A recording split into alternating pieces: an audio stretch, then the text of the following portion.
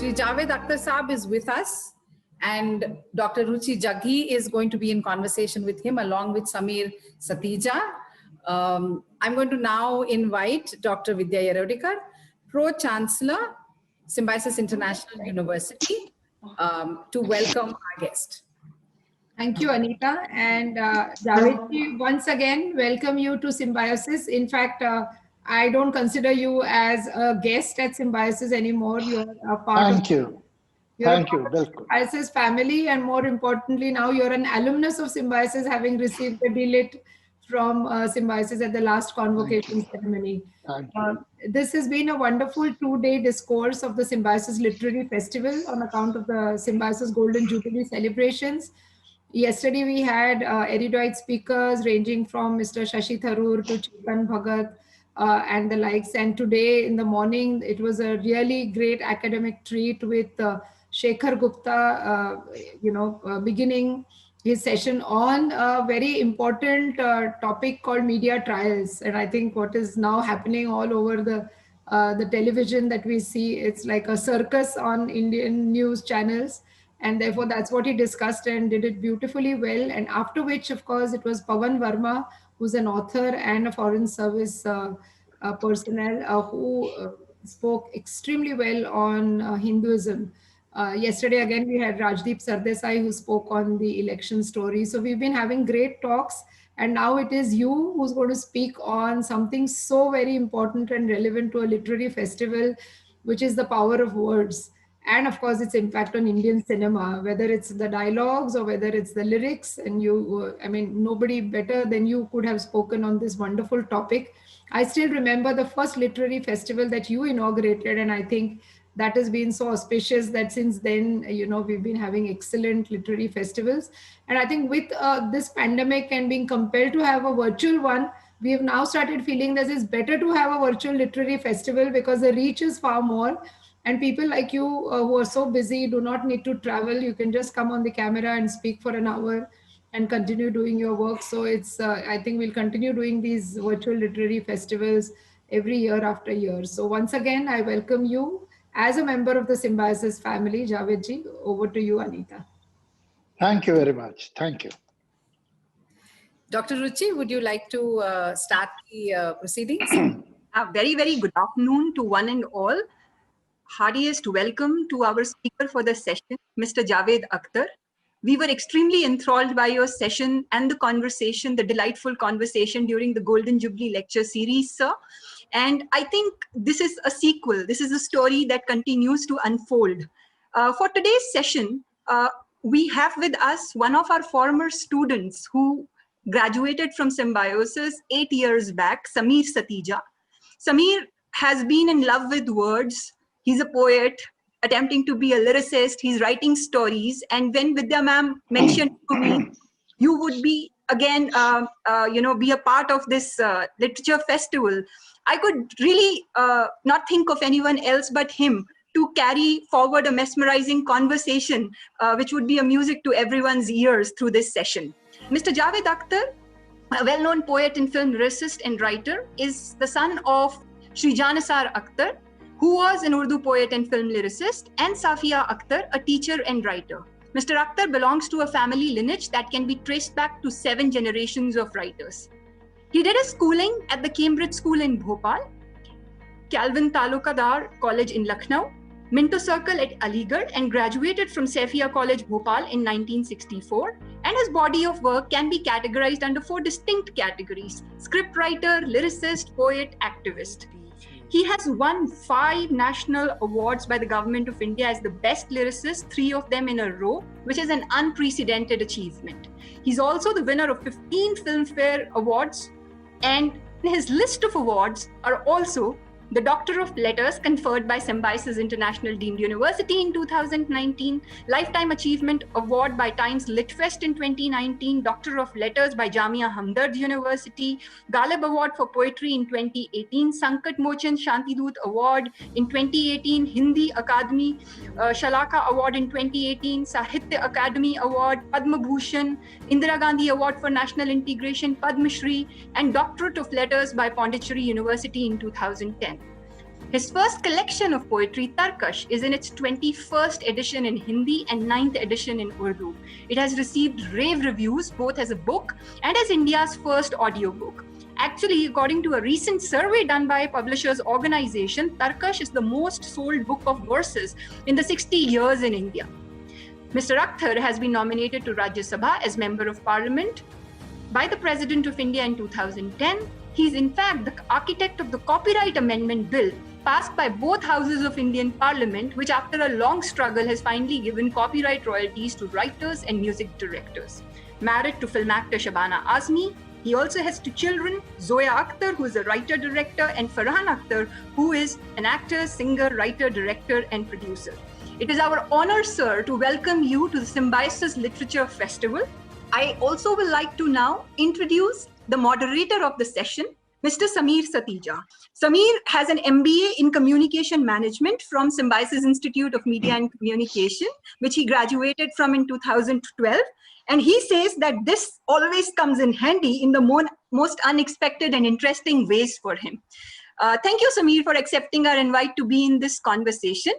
But before I ask you to take it ahead, I acknowledge the presence of our Honorable Chancellor, Dr. S.B. Mujumdar, sir, who is here to say hello to Mr. Akhtar. Sir? Namaste, sir. Namaste. Namaste. The more we hear you, the more we get inspired. Not only we, but all our students. Thank you for your time. Thank you very much, sir. Gracing this festival. Thank you, sir. Thank you, sir. Thank you so very much. Thank you. Sameer, may I please request you to take the stage and take the conversation forward with Mr. Akhtar. Thank you so much. Absolutely, ma'am. Thank you so much. And hello to Vidya ma'am and Majumdar sir as well. Javed साहब, आपका बहुत बहुत स्वागत है और ये मेरी खुशनसीबी है कि आपके साथ मेरा नाम लिया गया. And I want to start by asking you a very basic question. We all know that cinema is a mix of many art forms, but sir, what is the purpose of cinema and does it change with time? You see, cinema has many genres like documentary and so on, but ultimately all over the world, the mainstream cinema or the most popular cinema is one that tells stories. Now, stories are much older than cinema. Cinema is only one more vehicle, one more way, one more means to tell stories. And perhaps human being became human being, or Homo sapien entered some kind of civilization when he or she started telling stories and listening to stories. That is in our DNA. Story is our need like food, shelter, clothes, and story. We need stories. That makes us Homo sapiens, or human beings. So before the talkie, there were other ways, like there was theater in India. We had different kind of theater. We had Nautanki, we had Ram Leela, we had Krishna Leela, we had Jatra, then urban theater like Urdu Parsi theater and so on, that used to travel from city to city. And it was extremely popular. All forms of storytelling on the stage have always been very popular with Indians. And then came talkie cinema in early 30s. So ultimately, it is telling you stories. Yes, there are other kind of cinema also, but when we say cinema, we always think of cinema that is providing you fiction, that is providing you a story, images and icons. So that is our need. Absolutely, sir. Also, talking about the power of words, I'd like your perspective on this. कि ज़बान फिल्मों की होती है या किरदारों की? दोनों की. एक फिल्म अगर मराठी में बन रही है तो सारी फिल्म में कैरेक्टर्स मराठी बोलेंगे, बंगाली में बन रही है बंगाली बोलेंगे, लेकिन मराठी में सारे लोग तो एक मराठी नहीं बोलते, अलग अलग कैरेक्टर्स अलग अलग तरह से बोलते हैं. अगर आप एक यूनिवर्सिटी का प्रोफेसर या वाइस चांसलर लेंगे तो वो मराठी कुछ और बोलता है, और अगर आप एक किसान को लेंगे तो वो कुछ और बोलता है. डिफरेंट होती हैं, इंफीरियर सुपीरियर की बात नहीं है, लेकिन अलग अलग स्टाटा के लोग, अलग अलग इंटेलेक्चुअल लेवल के लोग, अलग अलग सोशल बैकग्राउंड के लोग, एक ही जबान तरह तरह से बोली जाती है, उसके अंदर बड़ी वेरिएशन है। तो एक बार आपने ये तय कर लिया कि इस लैंग्वेज में आप फिल्म बना रहे हैं या प्ले लिख रहे हैं, तो उसमें फिर उन कैरेक्टर्स से हम लॉयल रहना चाहिए हमें, कि ऐसा ना हो कि कैरेक्टर जो है वो तो है एक स्ट्रीट अर्चिन और बोल हो रहा है एक यूनिवर्सिटी के प्रोफेसर की तरह, that will be bad writing. वो बात कुछ भी कहे, लेकिन उसकी वोकेबलरी, उसका मेटाफर, उसकी सिमिलीज जो है वो उसके एनवायरनमेंट और उसके कल्चर से आनी चाहिए। जी sir. Sir, like you said that the talkie film, the first talkie film, Alam Ara, came in early 30s. It was 1931. So it's been 89 years now. From Alam Ara to today, how has language evolved in Hindi films, and what have been the major influences? When we started, what was the example we had? What could we follow? So we followed that, as I mentioned to you, there was something like called Urdu Parsi Theatre. It was a mobile theatre, and they were big companies. Now, they were called Urdu Parsi Theatre by the virtue of the fact that most of the owners were Parsis and the actors were Parsi, because perhaps in conservative Muslim society or Hindu society, working on the stage was not a very respectable vocation for most of them. So actors were also, many actors were Parsi. Sohrab Modi Sahab, you may have heard his name, was the remnants of that period.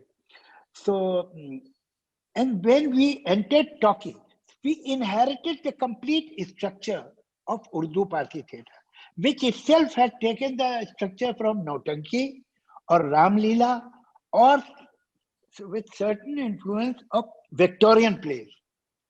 So there were acts like Victorian plays and a separate comedy line and so on and so forth. It was all there before Indian cinema got voice or sound.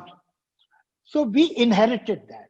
So because there was no other reference point, so if you see the early pictures of say 30s, early 40s, the language was very theatrical. It was very heavy and dialogue heavy.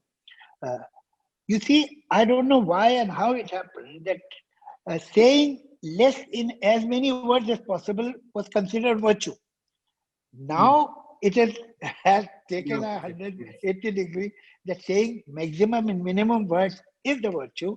But that time, if you take one point and you can give similes after similes and examples after examples and rhetoric after rhetoric, it was considered to be powerful. But with time that reduced, that kept on reducing. And today when we see film written by young people like you, so we see the dialogue is almost real. There is no theatrics involved. It is the language that you hear in the street or homes or in inner courtyards of the house and so on.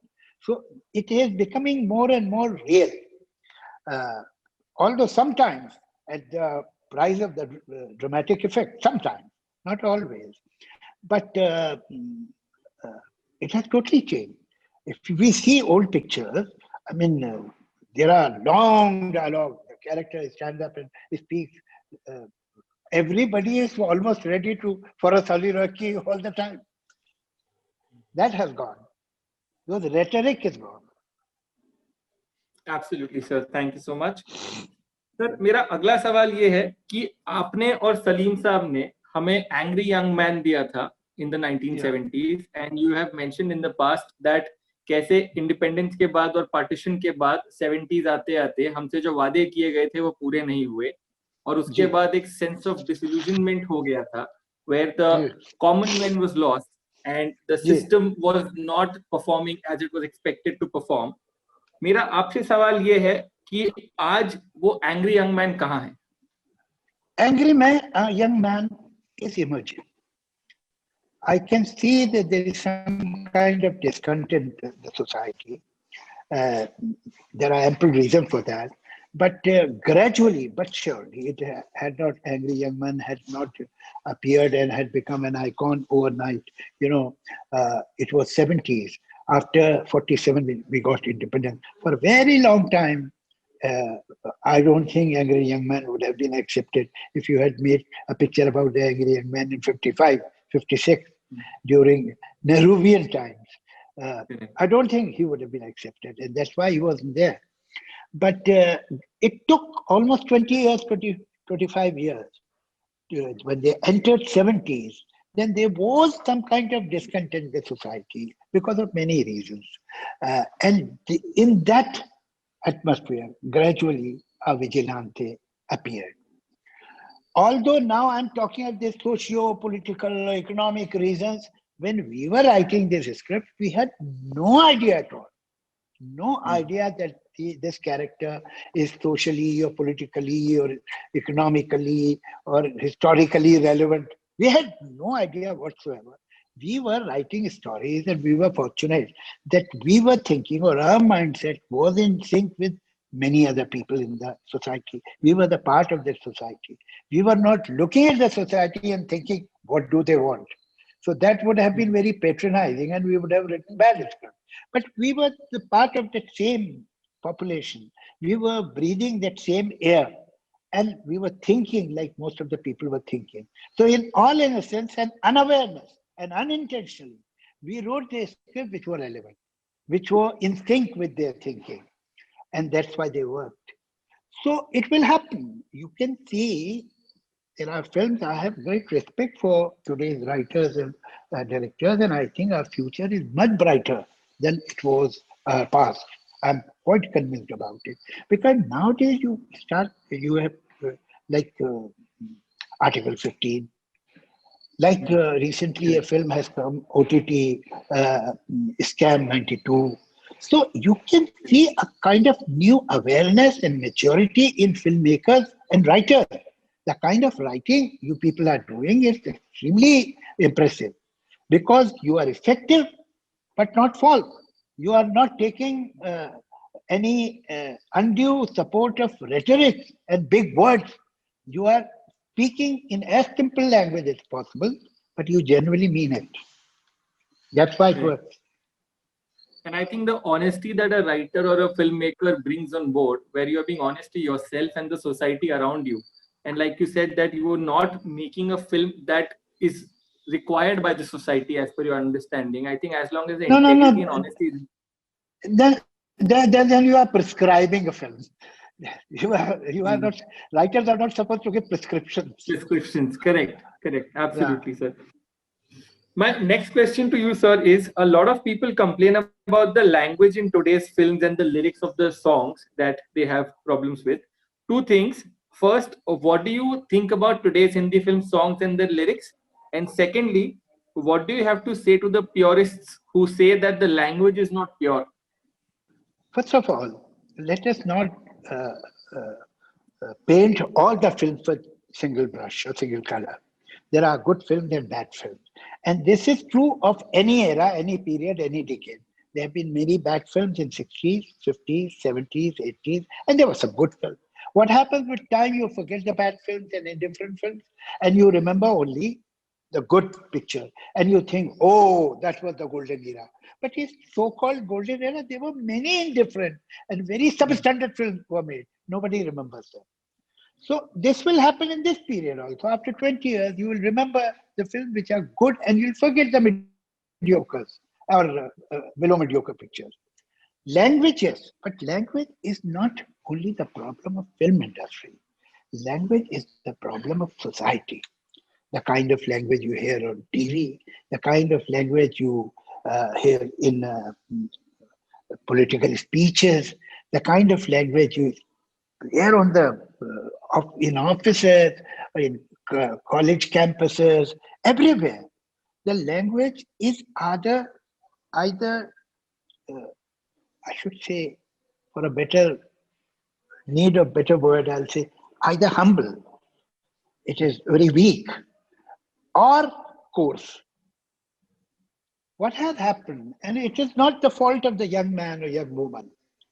in last so many decades, our priority list did not have language. It was not a part of a priority. Literature, poetry. That is how you learn language. Through literature, through reading great writers of any language, reading poetry or appreciating poetry. That is how you learn subtleties and layering of language. That was not the priority of our peers, our elders, our educational system.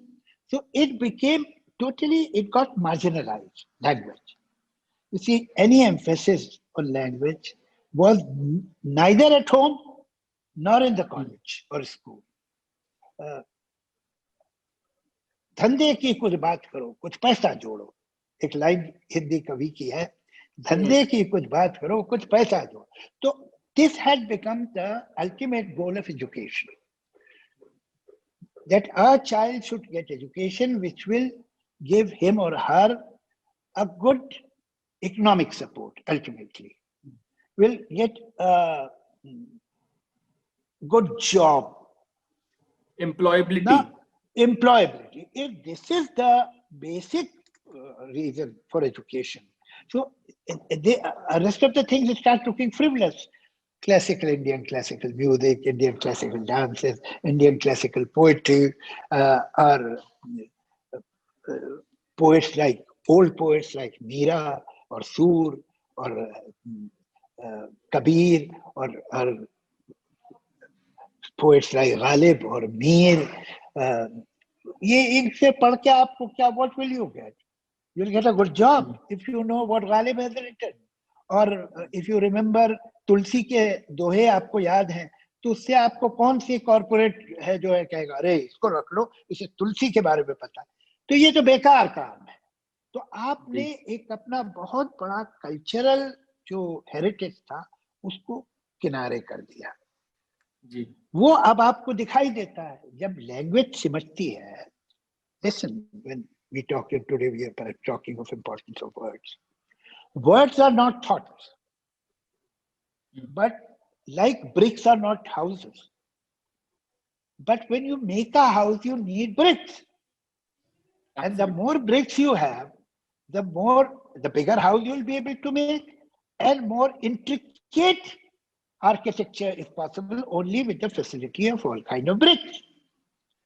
So if you have enough vocabulary at your disposal, it doesn't mean that you are a thinker, but you will be able to have nuanced ideas clearly in your mind and then on the paper or in your speech only if you have enough words. If you don't have enough words, then it will be very difficult for you to think clearly because you don't have many words. You may feel.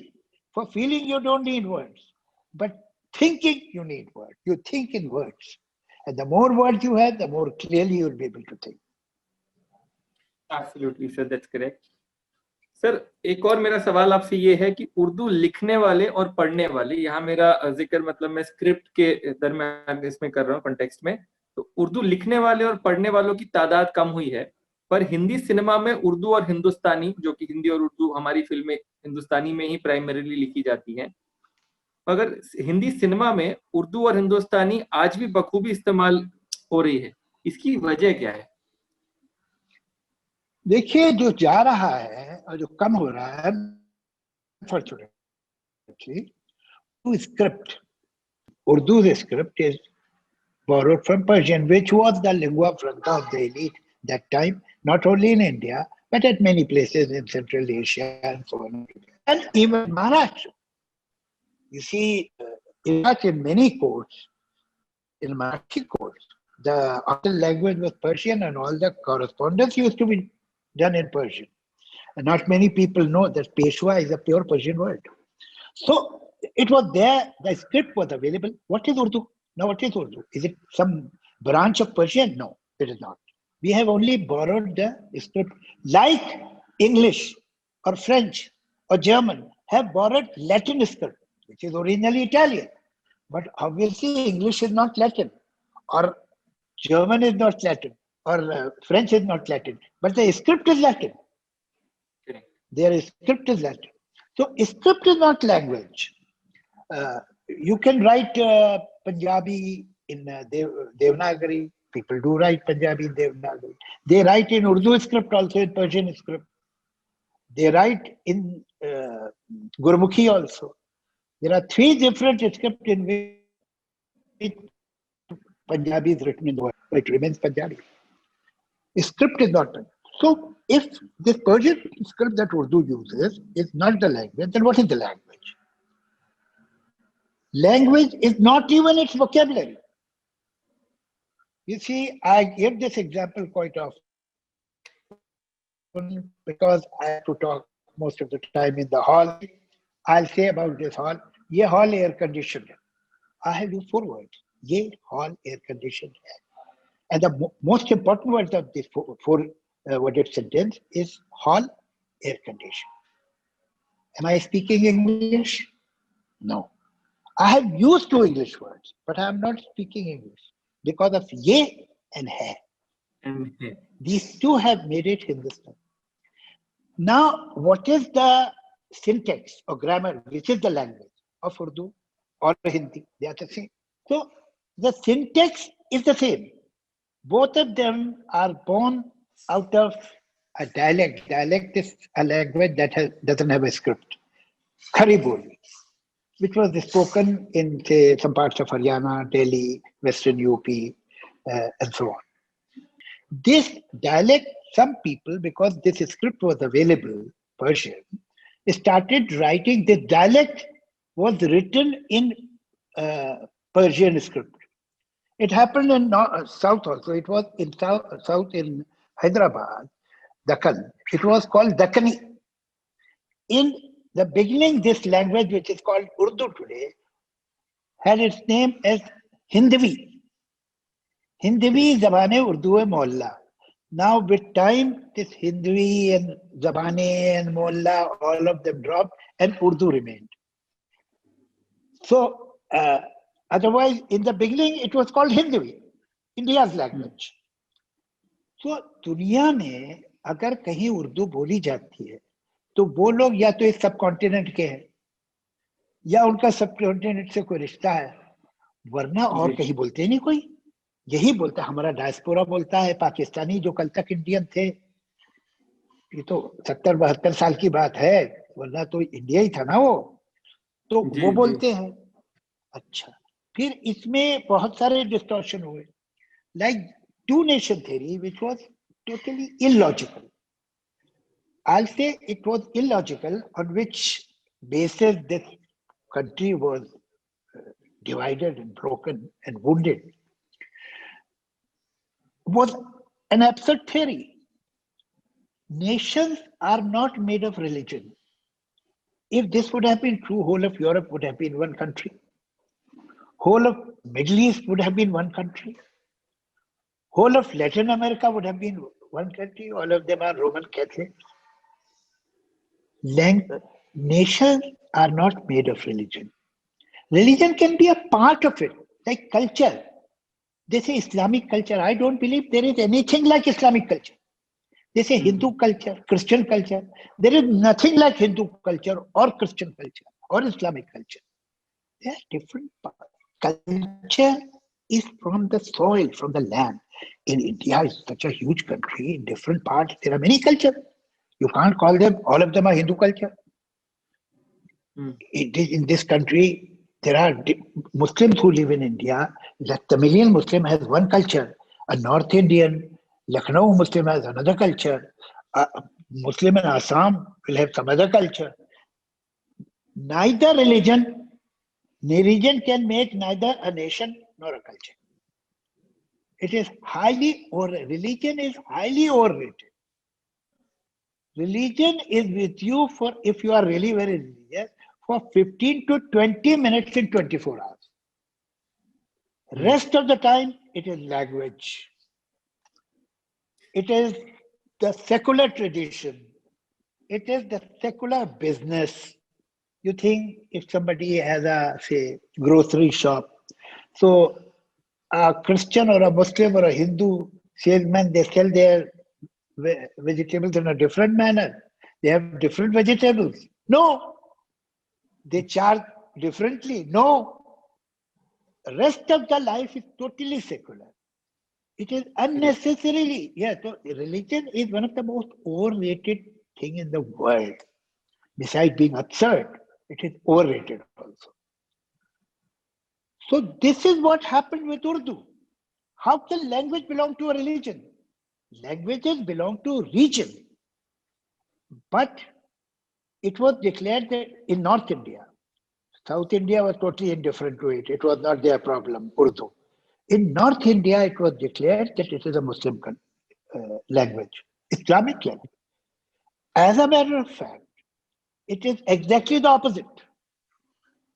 You see, all the languages in the world, when they start poetry, and being a poet, you would know better than me. In the beginning, all the classical languages, if you look at them, they had hymns, they had prayers in poetry. And gradually it came out of the prayer house. And then it imbibed and included other topics and love. And uske baad, after many centuries, social issues and so on. Urdu is one language in the world, to my best knowledge, which was anti-religion, anti-fundamentalism from day one. It was the expression, Urdu poetry, to begin was the expression of the liberal, of the left of the center, of the free thinker. Right from the beginning. When in 1798, a gentleman in Delhi, his name was, I'm forgetting his name at the moment, I'll remember it in a while. He translated, as late as in 1798, translated Quran in Urdu. All the big muftis gave fatwa against him. That how dare he translate a holy book in this heathen language. And what is interesting, these fundamentalists are similar people from any. When Bible was translated in English, same thing had happened.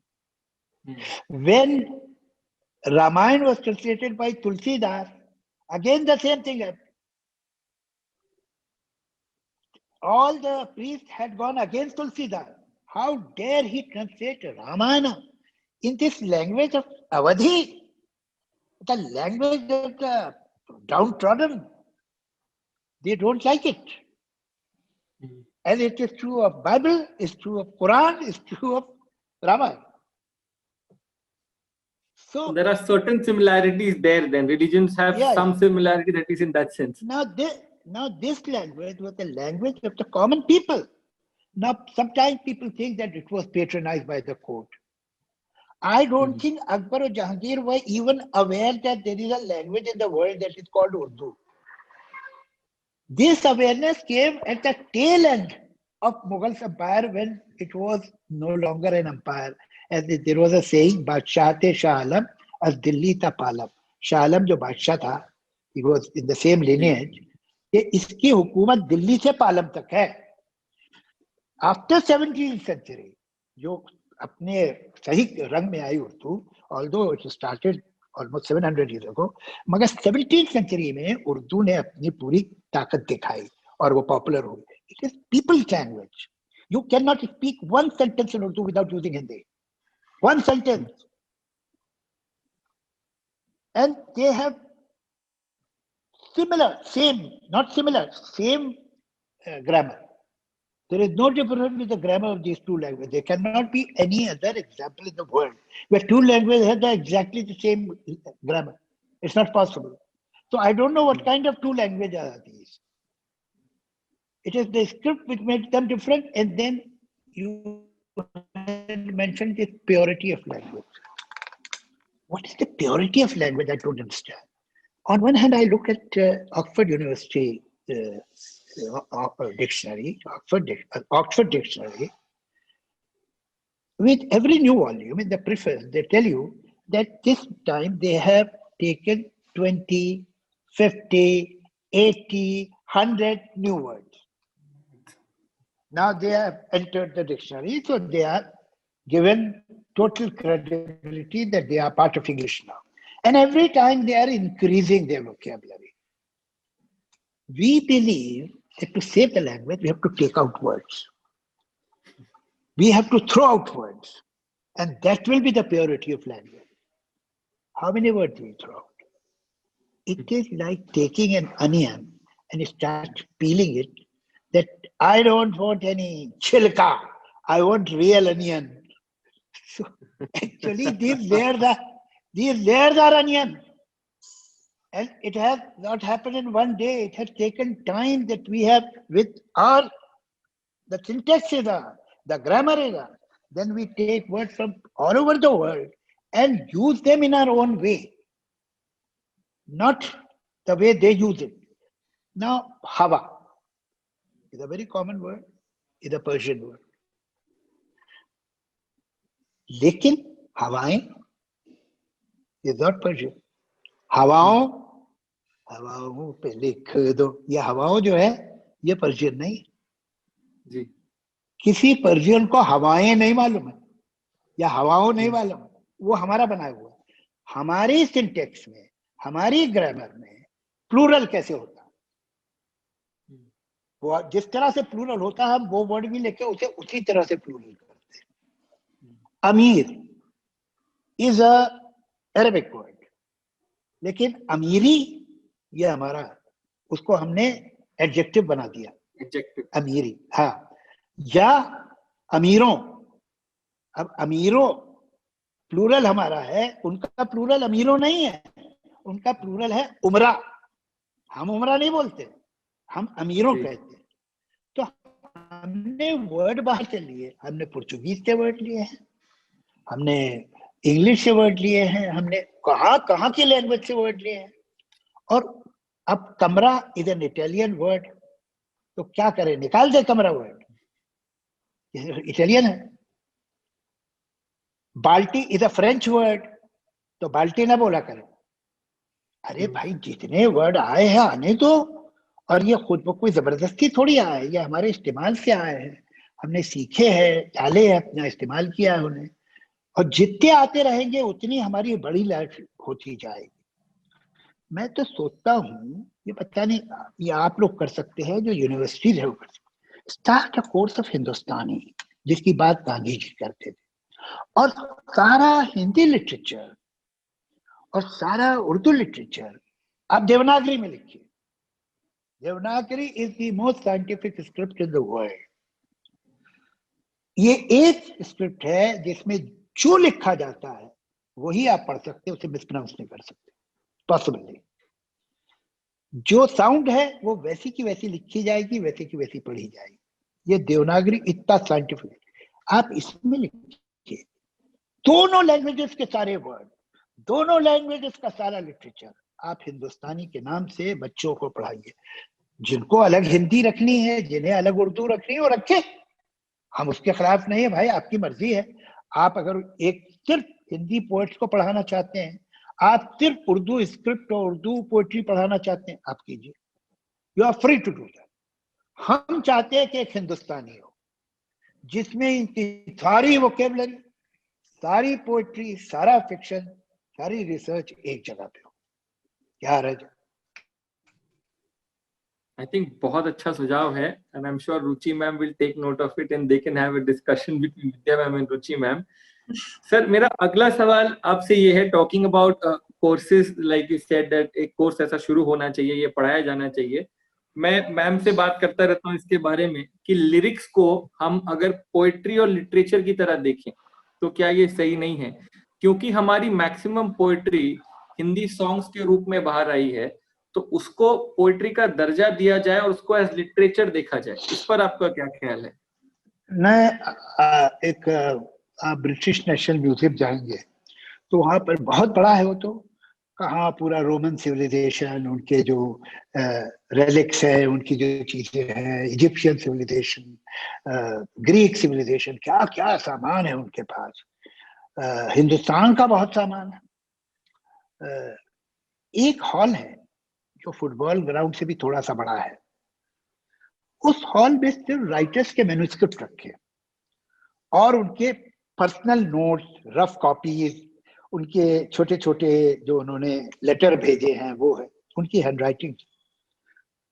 Right from Shakespeare, Blake, Tennyson, Bacon, Shelley, Keats, Wordsworth, Byron, Oscar Wilde, John Bernard Shaw, you name anybody, उसका वहां पर आपको handwriting. Same hall ऐसे ही एक showcase में Paul McCartney के हाथ का लिखा हुआ यस्टरडे, जो गाना है yesterday, love was such easy game to play, उसी हॉल में वही रखा उन लोग के साथ। That shows two things. One, that they are not judgmental, कि अगर ये सब पॉप सॉन्ग का था तो ये तो खराब है। Two, the nation has enough self-confidence to accept that we like it. और उन्हें ऐसा नहीं लगता कि हम ये कहेंगे तो हमारे इंटेलेक्चुअल पे क्वेश्चन मार्क लग जाएगा, हमारे इंटेलेक्ट पे। हमारे यहाँ प्रॉब्लम ये है कि हमारे यहाँ जो इंटेलेक्चुअल है वो कॉन्फिडेंट नहीं, वो डरता है कि मैं ये बोलूंगा तो लोग बाकी कहें क्या बात कर रहे हैं, शर्म नहीं आती तो ऐसे बात कर। सच ये है कि मैं आपको साहिर के 50 गाने ऐसे बता सकता हूँ, शैलेंद्र के ऐसे 50 गाने बता सकता हूँ जो प्योर लिटरेचर है जी। और आपको बहुत सारी पोएट्री सुना सकता हूँ जो सो कॉल्ड पोएट्री है जो इंतहाई फटीचर है। It is not the genre that will decide whether it is good or bad. It is the quality of that writing. इन लोगों के जो गीत हैं वो ऐसे हैं कि उन्हें गाने की जरूरत नहीं है, आप उसे ऐसे पोएम की तरह सुना सकते हैं और सामने वाला सुन के वाह वाह करेगा। मगर आज हम कहें कि शैलेंद्र को हम ऐसे रखेंगे तो अरे साहब क्या बात कर रहे हैं आप, कहाँ ये बड़े बड़े पोएट्स में, ये तो फिल्म के राइटर थे भाई, आनंद बख्श। चलिए शैलेंद्र का भी तो फिर एक लिबरल बैकग्राउंड था, इप्टा और ये वो, साहिर का लिटरेरी पोजीशन भी थी। मैं आनंद बख्शी बात करूं, वो प्योरली अ फिल्म राइटर। आनंद बख्शी के मैं आपको 100 गाने से बताऊं कि जो लिटरेचर है आनंद बख्शी ने इंडिफरेंट राइटिंग भी की है। अब आप हजारों गाने लिखेंगे तो सब तो अच्छे नहीं होंगे, लेकिन अगर आप उनके अच्छे गाने निकालेंगे कि भाई ये कमाल के गाने, तो उनकी भी लिस्ट कोई छोटी लिस्ट नहीं है, बहुत बड़ी लिस्ट। हम ये बात समझते नहीं। मैं तो ऐसा यकीन समझता हूँ कि एक वक्त आएगा कि लोग आनंद बख्शी पे पीएचडी करेंगे, मैं बिलीव करता हूँ।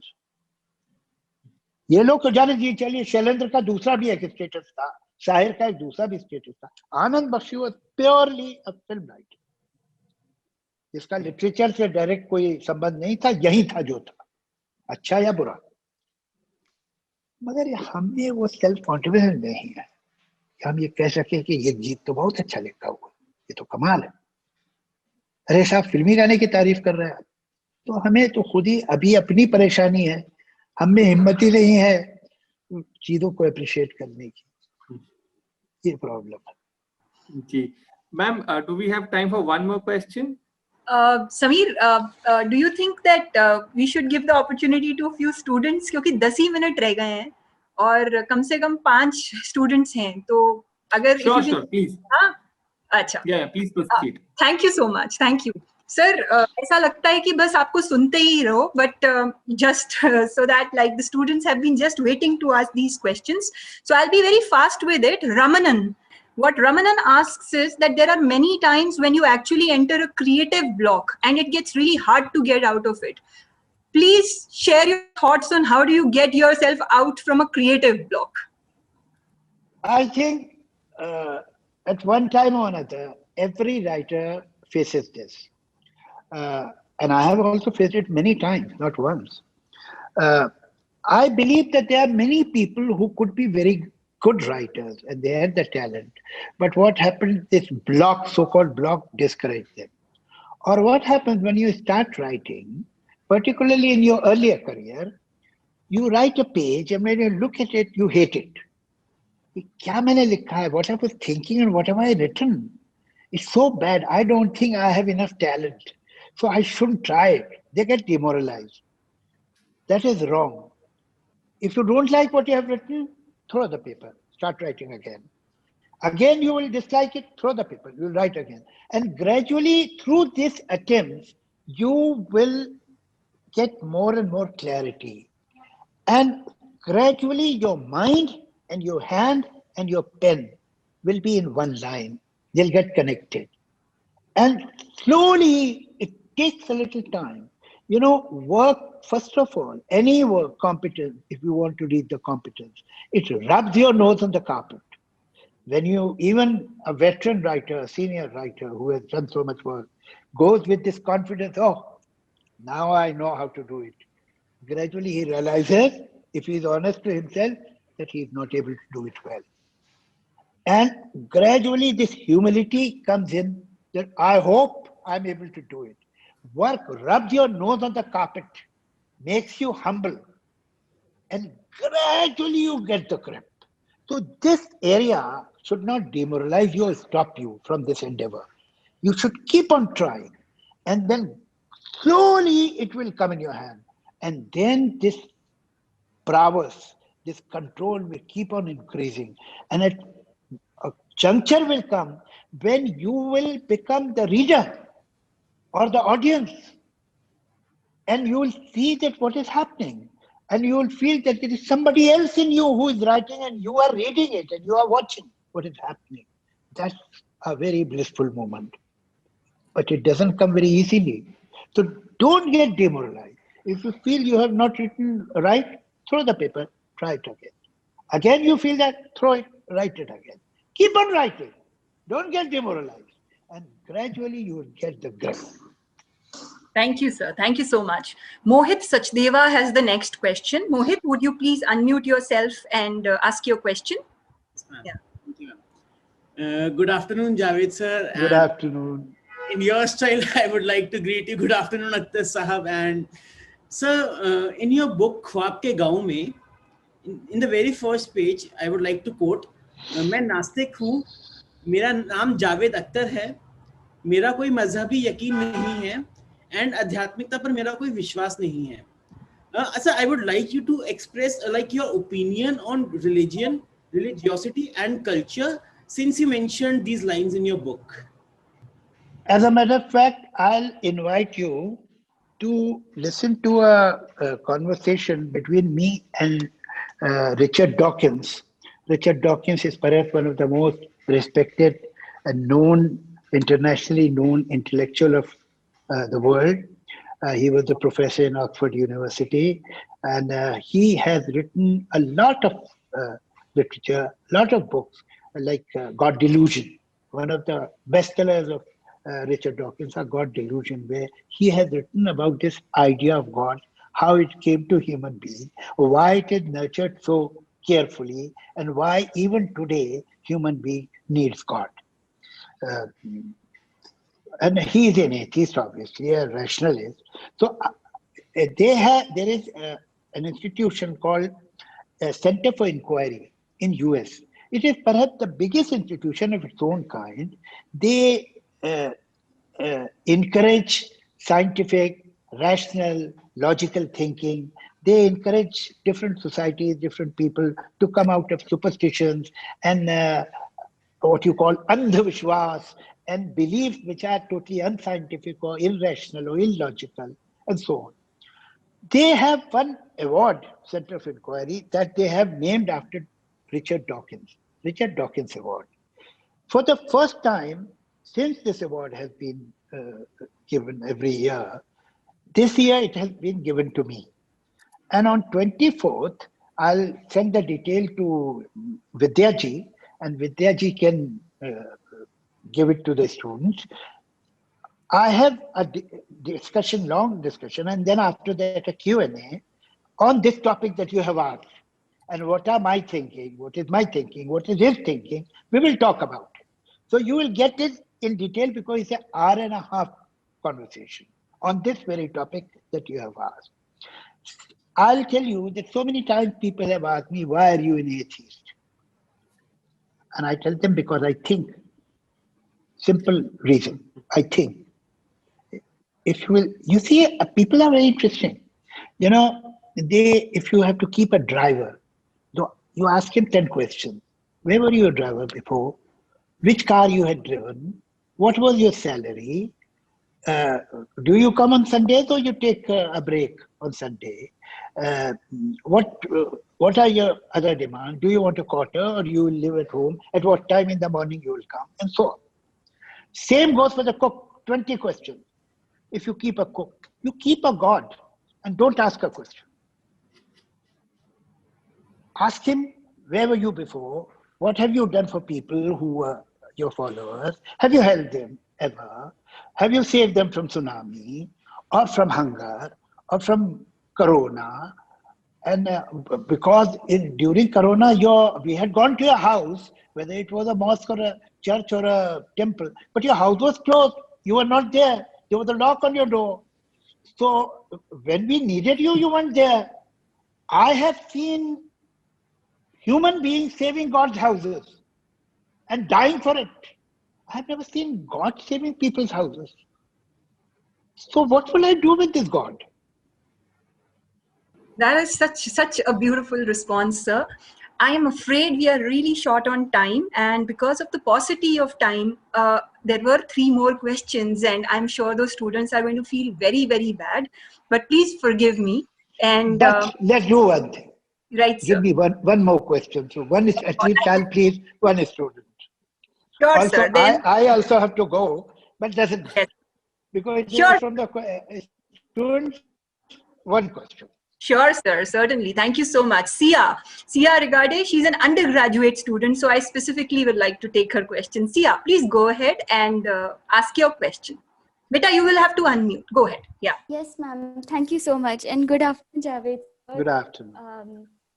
My question was that artists frequently use what happens around them for inspiration. And nowadays we are constantly bombarded with news, sights, sounds, and so much more. So how do you filter out the unnecessary information and focus on what inspires you? Yeah, I genuinely believe that no information is unnecessary. My friends laugh at me sometimes. They say कि तुमको तो कुछ बीमारी है information की, कि तुम्हें जो भी information मिलती है तुम ले लेते हो. You want to know everything, which is not possible. But in this effort, one learns something. No information is useless. Someday it will help you. Somewhere it will be of relevance. So information तो खराब होती ही नहीं, गलत होती ही नहीं. Misinformation गलत होती है, information नहीं. Because ultimately information always gives you some right perspective about other things also. Filter करने का ये है कि whatever is important to human race, human being, irrespective of his caste, creed, gender, religion, faith, whatever is good or important, or on the other side, harmful, that is very important. That is important. And one has to think about it, and one has to, neutrality is wrong. Because if you are neutral, you are on the side of the oppressor. You have to have, it is not only your right, but your duty also, to have an opinion about anything which is wrong or anything which is right, and have the courage to express your opinion. Thank you. Thank you so much, sir. And I'm sure Sia would have been delighted to ask you this question. But what a mesmerizing session it was, like always.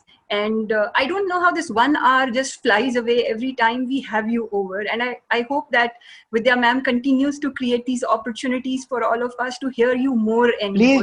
Please recommend my name to her. She may not get fed up. She may not get fed up with me. Not at all. Not at all. Never. Sir, you spoke about doing a PhD on Anand Bakshi. In fact, I invited Samir because Samir had had expressed to me his desire of doing a PhD on your work. So it's just so beautiful that how you had this conversation and it all fell in place. So thank you, Samir, for being here and steering this conversation. Thank you for the opportunity. Yeah. Sir, thank you for saying that religion is overrated. Thank you for saying that writers are not supposed to be prescribing stories. Also, thank you for saying that religion does not make cultures and nations, but language does.